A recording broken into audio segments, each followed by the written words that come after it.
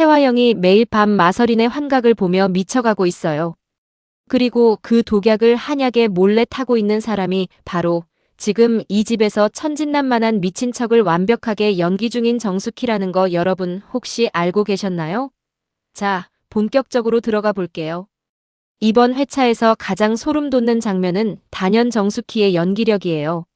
네, 드라마 속 연기 말고요. 진짜 정숙희가 미친 사람처럼 보이기 위해 의도적으로 펼치는 완벽한 위장극이요. 사실 이미 숙희는 제정신을 완전히 되찾은 상태거든요. 그런데 그걸 들키는 순간 자신의 복수 계획이 전부 물거품이 될 수 있다는 걸 아는 거예요. 그래서 마대창 회장 집에서 여전히 눈은 풀려 있고 발걸음은 비틀거리고 사람들 앞에선 아무것도 모르는 표정을 짓는 거죠. 그 사이 채화영이 잠깐 방심한 찰나에 숙희는 아주 재빠르게 움직여요. 화영의 화장대 서랍을 부수고 거기서 마서린이 남긴 베넷 저고리와 목걸이를 꺼내는 거예요.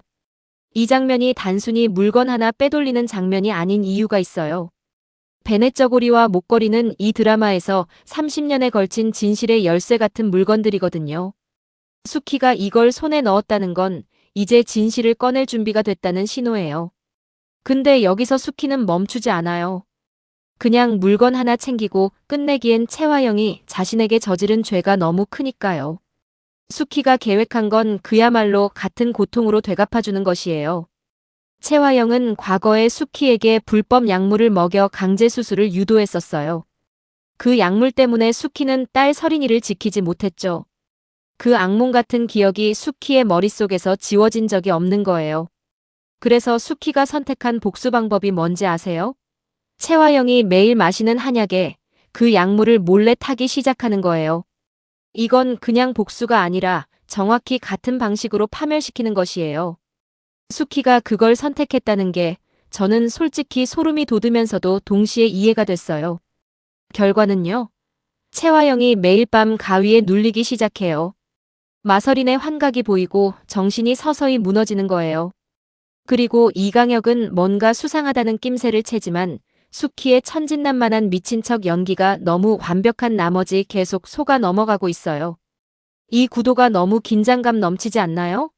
숙희는 들키지 않으려 연기하고 화영은 서서히 무너지고 강혁은 뭔가 알아채려 하지만 못 잡고 있는 이 팽팽한 긴장감. 이번 회차 내내 저 이 장면들에서 심장이 두근두근했어요.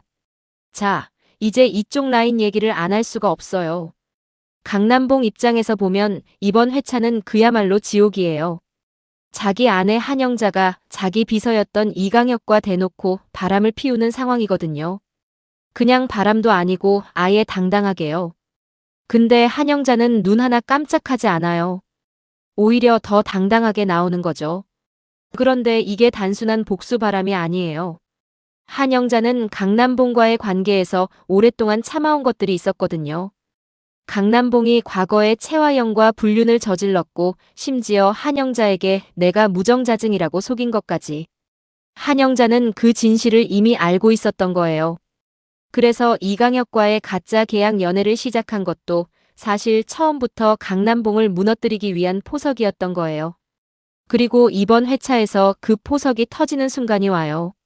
한영자가 강남봉의 모든 과거 비리를 백화점 광고판을 통해 대대적으로 폭로해버리는 거예요. 공개적으로 모두가 보는 앞에서요. 너 같은 인간 무서워서 계약 연애 시작한 줄 알아? 넌 이제 끝났어라는 뉘앙스로요. 이 장면에서 한영자는 그냥 복수를 하는 게 아니에요. 오랫동안 강남봉이라는 존재에 눌려왔던 자기 자신을 완전히 해방시키는 거예요. 그래서 이 장면이 통쾌하면서도 뭔가 비장하게 느껴졌어요. 그리고 여기서 이강혁 이야기를 빼놓을 수가 없어요. 이강혁은 오랫동안 채화영의 신복이었어요. 채화영을 위해서라면 무슨 짓이든 해온 사람이에요. 그런데 이번 회차에서 이 사람에게 결정적인 균열이 생기거든요. 이강혁이 눈치챈 거예요. 채화영이 자신을 그냥 쓸모있는 손발로만 여겼다는 걸요. 심지어 친아들 강준호와 함께 이강혁을 페이퍼 컴퍼니에서 아예 배제하려는 계획까지 짜고 있었던 거예요. 이 사람은 채화영을 위해 수십 년을 바쳤는데 채화영 눈에 자신은 결국 버릴 수 있는 부품이었던 거죠. 배신은 두 가지 방향에서 동시에 일어나요. 채화영이 이강혁을 배신한 것, 그리고 이강혁이 이에 맞서 채화영을 배신한 것.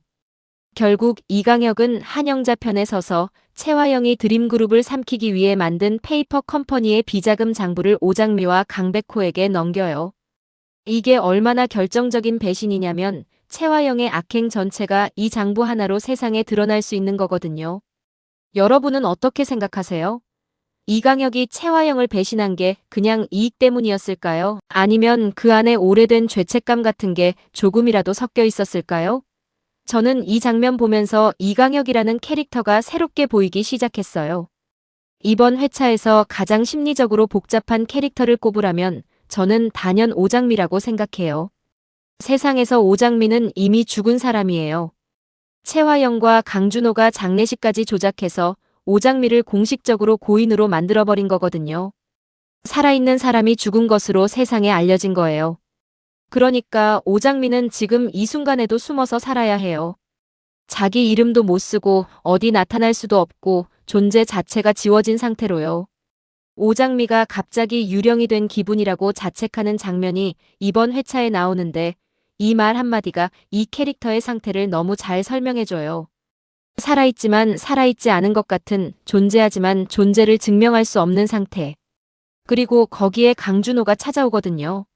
스타 셰프로 화려하게 등장했던 강준호는 이번 회차에서 완전히 다른 얼굴을 드러내요.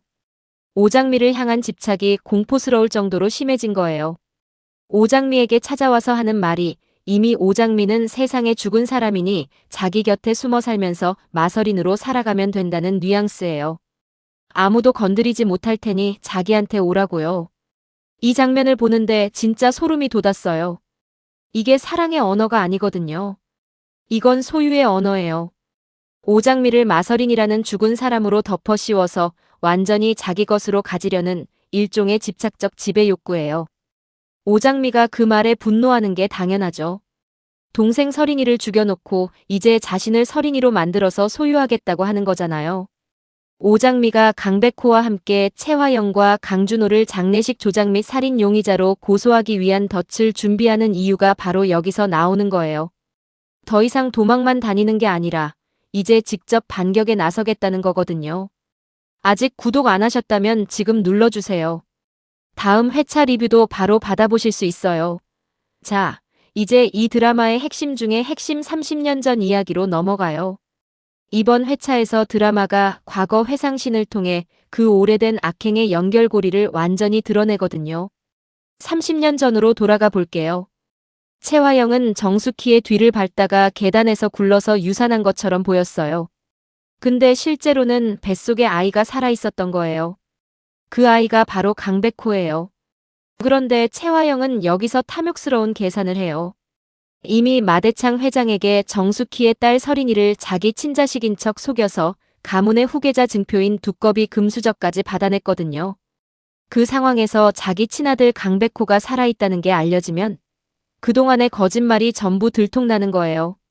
채화영이 내린 결론은 충격적이에요. 살아있는 자기 친아들 강백호를, 존재 자체를 지워버리기로 한 거예요. 이강혁에게 멀리 떨어진 보육원에 버리라고 명령해요. 이강혁은 차마 아이를 죽이지는 못했지만 대신 보육원에 아이를 맡기면서 마 회장이 준 두꺼비 금수저를 베네쩌고리에 함께 싸서 보내요. 이 장면이 이 드라마에서 저를 가장 분노하게 만든 장면 중 하나예요. 채화영이 한 짓을 정리하면 이거거든요. 드림그룹을 차지하기 위해 자기 친아들은 버리고 정숙희의 친딸을 빼앗아서 자기 딸로 키운 거예요. 이 여자가 저지른 악의 규모가 어느 정도인지 이 장면 하나가 모든 걸 설명해줘요. 그리고 이 진실이 밝혀지는 순간 전혀 예상 못했던 충격이 하나 더 터져요. 한영자가 준 두꺼비 증표를 통해 강백호와 오장미가 30년 전 진실을 알게 되는 장면, 이 드라마 전체를 통틀어서 가장 잔인한 장면이라고 해도 과언이 아닐 것 같아요. 강백호는 마동석의 친아들이에요. 그리고 오장미는 정숙희의 친딸이죠. 마동석과 정숙희의 관계를 놓고 보면 강백호와 오장미는 사실 친사촌 남매 사이였던 거예요. 이걸 알게 된 순간 두 사람이 얼마나 무너졌을지 상상이 가세요? 두 사람은 이미 티격태격 로맨스를 거쳐서 서로에게 마음을 열었고 심지어 부부로서 서약까지 한 사이잖아요. 그런데 그 사람이 혈육이었다는 거예요. 서로를 너무나 사랑하지만 절대로 이어질 수 없는 핏줄이라는 잔인한 운명.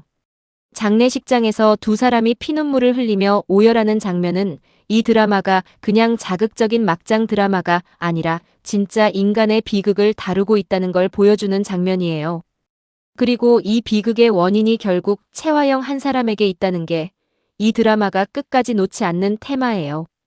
채화영의 탐욕 하나가 30년에 걸쳐 얼마나 많은 사람의 인생을 부숴놨는지 이 장면이 그 모든 걸 짐약해서 보여줘요. 여러분은 이 장면을 보면서 어떤 감정이 들었나요? 저는 슬픔보다 분노가 더 먼저 올라왔거든요. 채화영이라는 인간이 저지른 죄의 무게가 두 사람의 오열을 통해 한꺼번에 와닿는 느낌이었어요. 그리고 드디어 모든 진실이 마대창 회장 앞에서 전부 쏟아지는 장면이 와요. 마대창 회장 입장에서 이 폭로가 얼마나 충격적인지 한번 생각해보면요. 자신이 그토록 아끼고 후계자로 여겼던 마서리는 사실 자기 친손녀 정숙희의 딸이었어요. 그리고 자신이 그동안 구박하고 무시했던 강백호는 사실 친손자였던 거예요. 채화영에게 완전히 속아서 진짜 피부치는 외면하고 훔쳐온 아이를 후계자로 키워온 거예요. 이 충격에 마대창 회장이 쓰러지는 장면은 단순한 드라마적 연출이 아니에요. 7080년을 살면서 쌓아온 자기인식이 한순간에 무너지는 거거든요. 자신이 아낀 사람, 자신이 홀대한 사람, 자신이 믿어온 사람, 그 모든 게 거짓이었다는 걸 한꺼번에 알게 되는 거니까요. 강준호는 오장미를 강제로 납치하려다 강백호와 경찰에게 체포되고 페이퍼 컴퍼니 자금 횡령과 마서린 살인교사 죄로 구속돼요. 스타셰프에서 범죄자로 이 남자의 몰락이 이렇게 끝나는 거예요. 그리고 채화영은 정숙희가 한약에 탄 약물 때문에 환각이 극도로 심해진 상태에서 자신의 친아들 강백호에게 당신은 내 어머니가 아니다라는 말을 듣게 돼요. 그 말 한마디에 채화영의 정신이 완전히 붕괴되고 말아요. 정숙희가 미쳐버린 채화영에게 절규하는 장면 내가 내 아이를 죽였으니 내 자식도 평생 감옥에서 썩을 것이라는 뉘앙스로요. 이 장면이 이 드라마의 가장 핵심적인 주제의식을 담고 있어요. 복수는 완성됐지만 그 과정이 너무나 잔인했기에 정숙희의 절규에는 승리의 감정이 아니라 처절한 슬픔이 담겨 있어요. 채화영은 결국 자신이 저지른 죄 그대로 정신병원 창고에 갇히는 인과응보를 맞이하며 막을 내려요. 30년 전 자신이 숙희를 가둬놓은 방식 그대로 이제 채화영 자신이 그 자리에 서게 된 거예요. 이 대칭이 이 드라마의 마지막 메시지예요. 결국 인간이 저지른 악은 언젠가 같은 방식으로 되돌아온다는 것. 이건 제 개인적인 예측인데요. 이번 회차에서 뿌려진 복선들을 토대로 다음 회차 전개를 두 가지 시나리오로 짜봤어요. 강백호는 이번 회차에서 채화영에게 당신은 내 어머니가 아니다라고 외면했어요. 근데 그 말 이후에 강백호가 어떤 감정을 처리하느냐가 다음 회차의 핵심이 될 것 같아요. 강백호는 결국 마대창 회장의 친손자이기도 하고 정숙희의 조카이기도 하고 버려진 채화영의 친아들이기도 해요. 이 복잡한 혈연의 그물 속에서 강백호가 어떤 가족의 정의를 내릴지 그리고 오장미와의 관계를 앞으로 어떻게 정리할지가 가장 큰 숙제로 남았거든요. 이번 회차에서 두 사람이 핏줄이라는 걸 알면서도 서로를 놓지 못하는 장면이 복선처럼 깔렸어요. 다음 회차에서 강백호가 오장미를 사랑하는 사람이 아닌 지켜야 할 가족으로 재정의하고 그 형태로 함께 살아가기로 결심하는 전개가 나올 수도 있을 것 같아요. 슬프지만 그게 이 두 사람이 선택할 수 있는 가장 아름다운 결론 중 하나일 수 있거든요. 정숙희의 복수는 이번 회차에서 사실상 완성됐어요. 채화영은 미쳐가고 강준호는 구속됐고 진실은 다 드러났어요. 그런데 복수가 완성된 그 순간에 숙희가 느끼는 감정이 생각보다 훨씬 공허할 수 있거든요. 이번 회차에서 숙희가 한약에 약물을 탈 때 표정이 복잡했어요. 분노인지 슬픔인지 아니면 지침인지 명확하지 않은 그 표정이 복선처럼 느껴졌거든요. 다음 회차에서 채화영이 완전히 무너진 걸 목격한 숙희가 복수를 완성했지만 그게 서린이를 돌아오게 하지는 못한다는 감정적 공허함에 빠지는 전개가 나올 수 있을 것 같아요. 어쩌면 그게 이 드라마가 가장 말하고 싶은 것일지도 모르고요. 이제 마지막 질문을 드릴게요. 채화영이 정신병원 창고에 갇히는 결말, 그리고 오장미와 강백호가 사촌 남매였다는 잔인한 진실. 이 모든 게 밝혀진 지금 다음 화에서 강백호는 오장미의 손을 잡을까요? 아니면 놓아줄까요? 핏줄보다 사랑이 먼저일까요? 아니면 사랑보다 진실이 무거울까요? 그 답을 다음 화에서 우리가 직접 확인해야 해요.